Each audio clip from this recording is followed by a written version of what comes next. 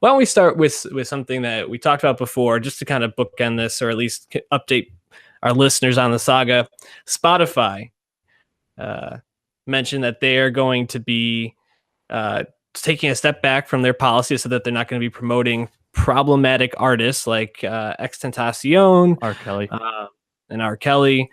We kind of mentioned that this is going to be a tough policy for them to maintain and sustain. But I was wondering, what were your thoughts around them kind of saying, we're going to walk this back a bit? Yeah, I mean, I wasn't that surprised because if you remember when they got challenged on it, remember when X's team responds, well, what about all of these people that are of blank, And then they're like, well, it's a case-by-case basis. It didn't seem like they had totally thought it out.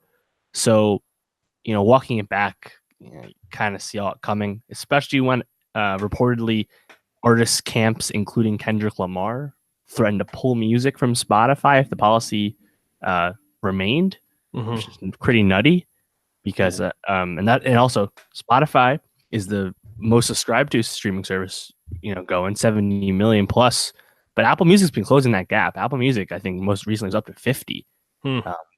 So they couldn't afford to have that like streaming exclusive thing come back into play, So I think Spotify wants to protect itself in the end of the day.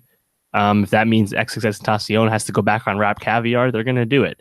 I mean, it's just weird because like it didn't seem like they had a lot of conviction about the policy, but they still put it out in the first place. It's very strange. Yeah, it's definitely strange. When we talked about it, I think we check that out, soundcloud.com/nostalgiapod, or subscribe on YouTube below. One of the things we mentioned was just going to be a lot of work for them to be kind of going by case basis, and where is that line drawn? It's such a gray area, and it's all, a lot of it is just allegations at this point. There's no charges, and a lot of this gets even taken care of behind the scenes. It never actually follows through in court. So then you're kind of just leaving in this like, well, what did we as Spotify set the moral standard to be? So this was just too difficult of a thing to kind of put in place right now. If you're going to take down one problematic artist, you have to take down a lot of other ones, and just the backlash of it.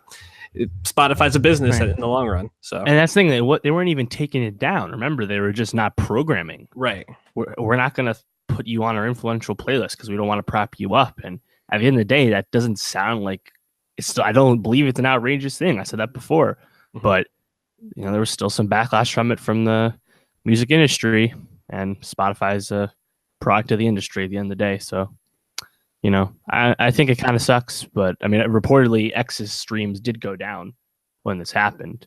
Then R. Kelly's briefly peaked, but he doesn't have a lot of streams to begin with. So I don't know. It might not be the last we've heard of it, but probably the last we've heard of it for some time. Yeah, it's definitely going to be something we'll be keeping track of. So stay tuned in to our podcast to get the updates on that.